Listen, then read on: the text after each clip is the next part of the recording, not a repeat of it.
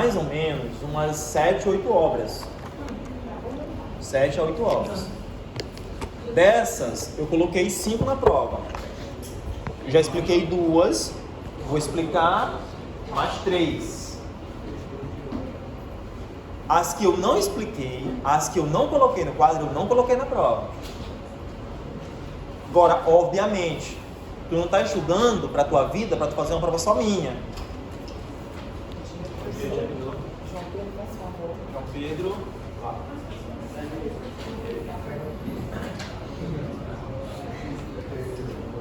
Olha só, vocês não estão estudando para fazer uma prova só minha.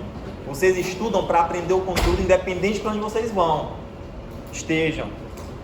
Então, tem algumas obras que estão no livro de vocês, mas eu não coloquei porque a prova são poucas questões para muitas obras. Então, a prova de vocês está baseada nas obras que eu expliquei no quadro e no paradidático de vocês, tá bom? Já expliquei 2, quais foram? Vidas Secas e São Bernardo.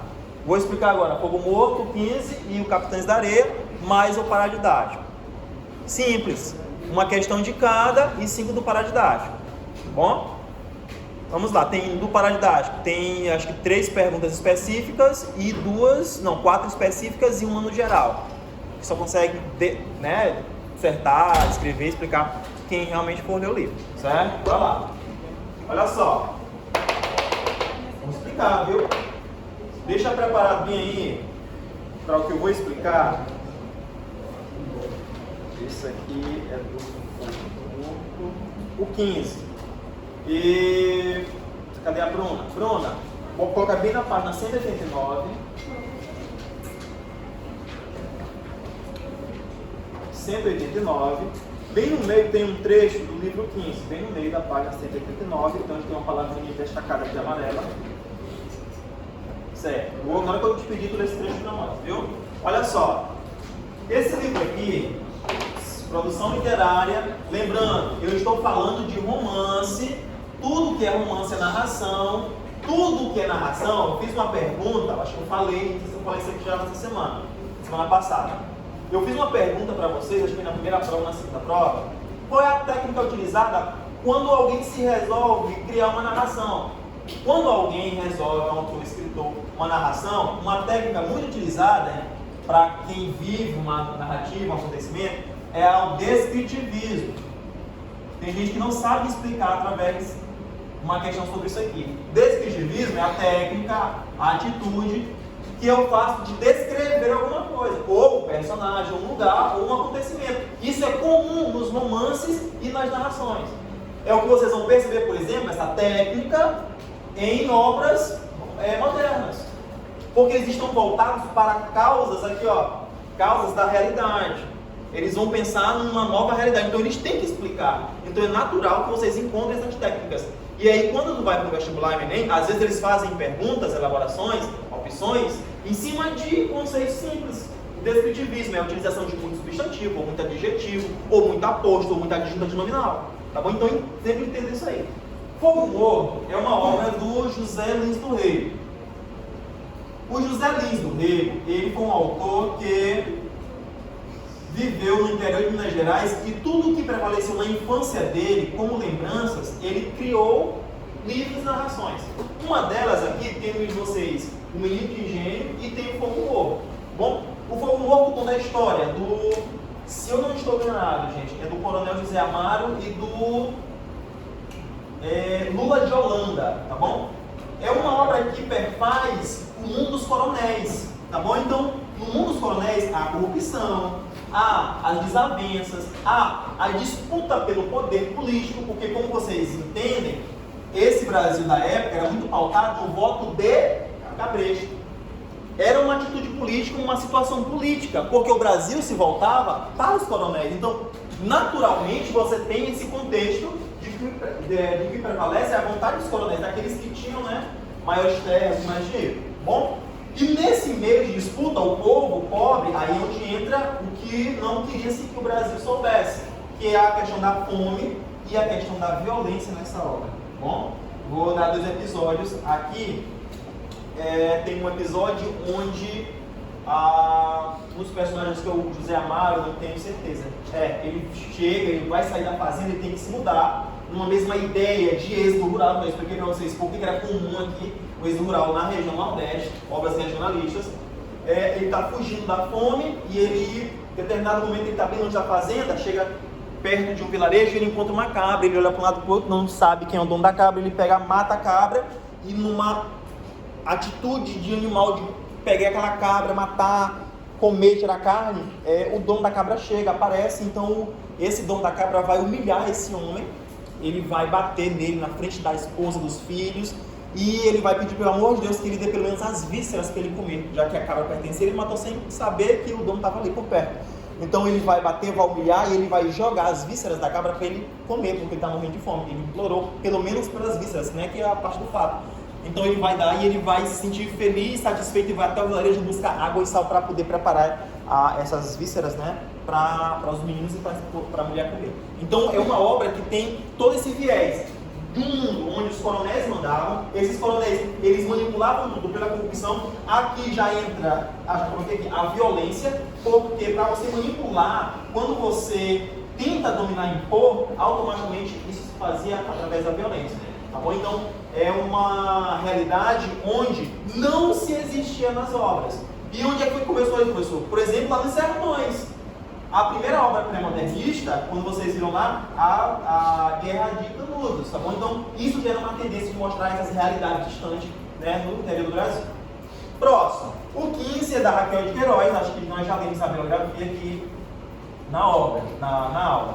E é o que acontece. A Raquel de Queiroz, mulher, já, né, fiz a biografia dela, ela aborda a seca do Nordeste nesse período aqui, ó. Segundo relatos históricos, foi uma das maiores secas do Nordeste. Bom, agora o que acontece? Essa seca, ela é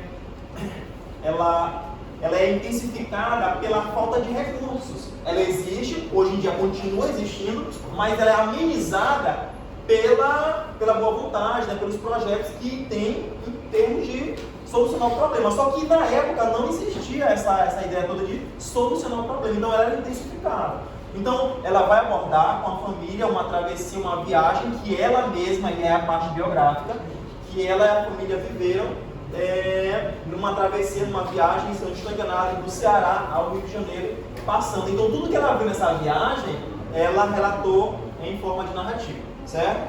No livro mostra o ciclo nordestino. Por quê, professor? Porque a viagem foi tão longa que ela passa por lugares que eram desenvolvidos e por lugares que estavam sofrendo com a seca. Então, naturalmente, ela vai abordar a parte desenvolvida, a parte que ainda está boa, né, vamos dizer assim, e a parte que está sofrendo. Então, ela vê todo um ciclo. Se eu não estou enganado, da viagem desse livro, foram 2 anos. Então, ela passou por todo um ciclo de seca e de estio e período chuvoso, né? O livro aborda 2 narrativas, uma é a da família que viaja e a outra é de uma professora. E aí, aqui tem um lado onde tem contato com o livro do Gracilino Ramos do São Bernardo. As 2 narrativas é o seguinte: uma é a viagem, como eu estou falando para vocês, dessa família, e a outra é a narrativa de uma professora que vai ter que conviver numa fazenda com pessoas que não têm conhecimento. Ela vai lutar para prevalecer a ideia do conhecimento científico, a ideia de pessoas educadas, a ideia de alfabetizar as pessoas. Então ela tem que conviver com um mundo machista que não aceitava uma mulher ser professora e que também se distanciava do que era conhecimento técnico. Tá bom? Então, no livro vai em todas essas 2 visões de mundo. O mundo analfabeto e o mundo de uma situação mais real, né, de seca, de fome, de morte. Aqui nessa narrativa tem várias cenas onde a Raquel de Queiroz narra cenas de morte, de crianças sendo enterradas por ter morrido de fome. Ela vai, tudo que ela vê nessa viagem, 2 anos, ela vai narrando. Então ela vê morte, ela vê briga, ela vê famílias sendo mortas pelo fato de conviverem muito com coronéis, por disputas e pela própria fome. Bom, também tem a questão do coronelismo, como eu falei para vocês. E olhem só, a Raquel de Queiroz faz questão, é uma marca dela, registrar o coloquialismo. Como é que isso aqui acontece, professor? Com discurso direto, com travessão, com travessão, com coloquialismo, com palavras específicas, tá bom? Ela faz questão de fazer isso porque a ideia de mostrar o coloquialismo é uma ideia geral do modernismo. qual era a ideia geral? Não sei qual só eu estava explicando ontem. Acho que o modernismo, a principal ideia do modernismo, por exemplo, os autores da primeira fase do modernismo, era justamente pensar assim, ó. Se nós temos que fazer diferente, a primeira coisa que nós temos que fazer é tirar essa linguagem europeia da gramática e colocar o falar brasileiro. Então, vocês vão perceber essa postura, mas muito mais Raquel de Croix, porque ela vai colocar não em terceira pessoa, mas ela vai colocar em discurso direto em segunda pessoa, com travessão, com aspas, né? Tudo direitinho, a questão do coloquialismo.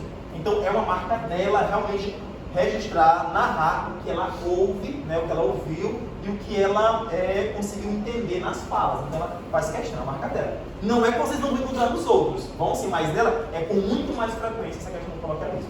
Bom, Capitães da Areia é uma obra não mais voltada para as regiões. Aqui, ó, aqui é uma fazenda, aqui é uma viagem pelo sertão. Agora o Capitães da Areia ele é uma obra voltada mais para a questão urbana. Bom, aí pensem o seguinte, professor, eu posso encontrar no urbano o que eu encontro na zona rural? Pode. Eu tenho a mesma postura da condição do homem na zona urbana, uma mesma condição de ter medo, de ter violência, de ter fome, na zona rural? Tem. Aí é onde o aluno, vocês têm que começar a ter sabedoria. É muito comum ter paralelo, aí tu pensa, Capitães da Areia, são os meninos do subúrbio. O que tem a ver com uma pessoa fugindo da seca, da fome, da violência? Tudo a ver. É porque a situação é a mesma. Eles mostravam e faziam pontos de contato. Aí o que acontece? O que eu tenho no Capitães da Areia? Eu tenho um grupo de meninos, que eles são os capitães, eles é quem mandam na praia, areia significa praia, na região praieira, e eles fazem de tudo para sobreviver. Olha só, é a mesma narrativa do Vidas Secas, do Fogo no Ovo, do 15, eles fazem de tudo para sobreviver, mesmo morando na zona urbana, só que aí é o contrário. Aí é na periferia. Então isso aqui vai trazer isso aqui para eles, ó, a condição social deles. Por que eles moram na periferia? Primeiro, são meninos abandonados. Eles não têm família. Então eles foram abandonados. Isso dá a condição social deles de quê? De exclusão. Quem eu excluo, socialmente eu sou o quê? Marginalizado. Agora, eles têm culpa e eles vão ter que sobreviver. Como é que eles fazem, professor? Eles vão roubar. Eles vão ser os capitães, eles é que mandam na areia, no lugar onde eles convivem, né? Eles moram num trapiche, que é uma espécie de navio abandonado, que está lá atracado em terra seca, e eles fizeram desse lugar, como se fosse um cais abandonado com navios, o lugar de vida deles. Então eles moram, a condição social deles é sem teto, excluídos, e a sociedade vai o quê? Marginalizar. Aí eles têm que sobreviver, igualmente os outros. Eles vão fugir da polícia, eles vão roubar, eles vão desenvolver comportamentos que vão ser marginalizados porque eles não têm a condição social, eles não estudam, uns abandonam, outros vão, e por aí vai. E eles vão crescer, vão se tornar maiores de idade e vão continuar morando lá no trapiche, nessa condição de exclusão ou de marginalização. Então o livro é baseado em vários personagens, todos adolescentes e menores de idade. Tanto é que o personagem central, o Pedro Bala, ele tem 15 anos e ele utiliza um revólver para defender os outros. E atenção. E aí o que acontece? Eles vão namorar, eles vão roubar, eles vão querer se divertir, uma condição social como qualquer outra pessoa. E por isso eles vão ser excluídos e julgados e marginalizados. No livro de vocês tem uma atividade chamada As Luzes em Carrossel. Essa é uma atividade bem específica para que vocês entendam o que é o processo de marginalização. Eles vão à noite ao parque e eles nunca brincaram, ninguém nunca deu oportunidade para eles brincarem. Então, se eu não estou enganado, parece que o vigia está dormindo e eles entram lá no carrossel, eles vão ligar e vão andar, e vão adorar as luzes, eles vão ficar em... Todo menino de 15, 16, 17, 18 anos. Aí o padre da cidade vai achar muito engraçado, só que as pessoas vão achar que dali é horrível, elas vão condenar, elas vão dizer que eles são marginais, eles vão quebrar os brinquedos lá, então elas vão meio que discriminar mesmo, rechaçar essa ideia, porque não foi feito para menino de rua, o parque. Então, mas para eles é o mundo. E aí mostra a postura das pessoas de marginalizar quem não tem condição social, tá bom? Então uma obra bem característica nesse aspecto, de você rechaçar quem não tem a elite, né? Quem não tem a representatividade social. Bom, o livro é cheio de questões sociais, uma delas é a marginalização, mas entra a questão de religião, entra a questão de, por exemplo, como é que eu posso falar para vocês? A questão sexual deles, eles têm um código entre eles. Nesse trapiche não pode morar mulher, eles só apenas os homens. Mas, por exemplo, quem quer ter uma namorada não pode levar para um trapiche, tem que namorar lá fora. Eles vão desenvolver a parte sexual deles muito cedo, porque eles moram na rua, e existem também meninas que moram na rua, só que lá com eles não moram. Então eles vão ter esse código entre eles. Só que aí vai acontecer que o Pedro, que é justamente o líder deles, que é o protagonista da obra, ele vai meio que defender uma menina de um policial que estava querendo bater na menina e roubar o irmão dela, que estava passando fome. E aí ele vai, nessa ideia de proteger essa menina, ele vai levar essa menina para morar junto com eles. Então eles não vão gostar, eles vão dizer que ele está quebrando o código entre eles. E ele vai meio que convencer os meninos e vai ameaçar todo mundo. Mas ninguém mexe nela. Porque ela vai estar aqui, mas ela é igual a nós. Ela precisa de uma casa, não tem, ela mora na rua. Oi, Bruna. Isso que vocês leram no sétimo, né? Mostra essa mesma condição. O professor está chamando Luiz. Luiz, João, é no TCP. Sala amarela. Aí o que acontece? É uma condição realmente de que os meninos, eles precisavam viver e eles vão sentir e ter necessidade do que qualquer outra pessoa tem, beleza?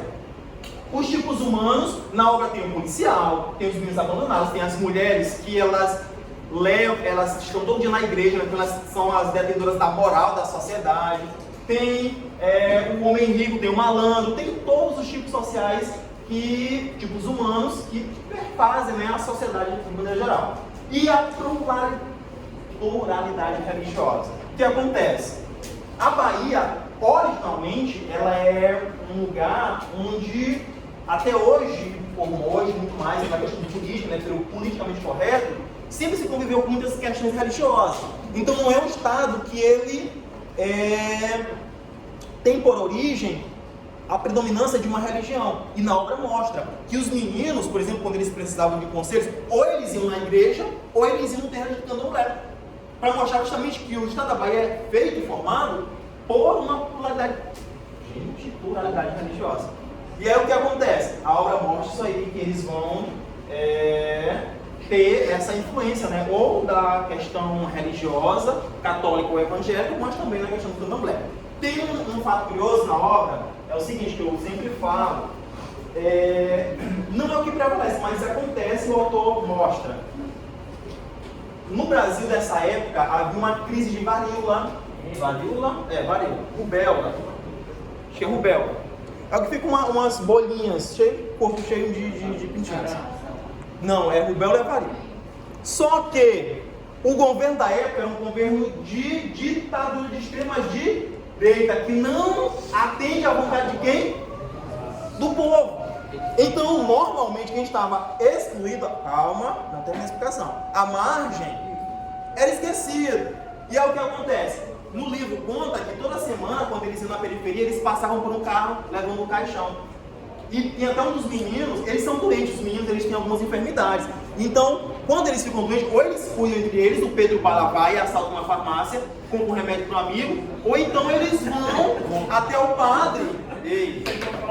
Eles vão até o padre e o padre ajuda a tratar. Só que essa doença, não sei, a gente acha que é varíola, está muito intensa na Bahia e ninguém toma conta, o governo não vacina ninguém. E aí, então, alguns morrem, alguns meninos morrem, e eles veem muitas pessoas morrendo, né? E eles ficam com medo até de já sair. Então tem uma parte da narrativa que fala que essa doença, ela mata o povo e é uma doença até então desconhecida para ela. Tem vacina, só que ninguém atende o povo, né? O povo está na área. Certinho? Ei! Atenção. No geral, essas e as outras duas que eu expliquei para vocês. Ó, a linguagem é simples, porque é mais brasileira. O narrador é onisciente porque tem que saber o drama das personagens. Não tem como eu criar uma narração dessa sem eu entrar no drama, no medo, na angústia, no pensamento, na dúvida, na hesitação. Então, naturalmente, os narradores são oniscientes. E a Raquel de Queiroz, ela narrou porque viveu, tá bom? E os autores eram nordestinos com conhecimento de causa. Então, naturalmente, eles vão entrar com a onisciência. Aí o que acontece? O coloquialismo, que vem na linguagem simples, o tom de denúncia, porque são problemas recorrentes do Brasil, e é uma nova maneira de analisar o quê? A realidade. Certinho? Interpretem os textos de atividade, ele vai explorar isso aqui com vocês. Oi? Autor do Jorge Amado. Bom? Raquel, Jorge Amado. Oi. Eles são problemas recorrentes do Brasil. Então eles vão abordar isso em tom de denúncia. Não em tom de só mostrar. É sempre em tom de denúncia.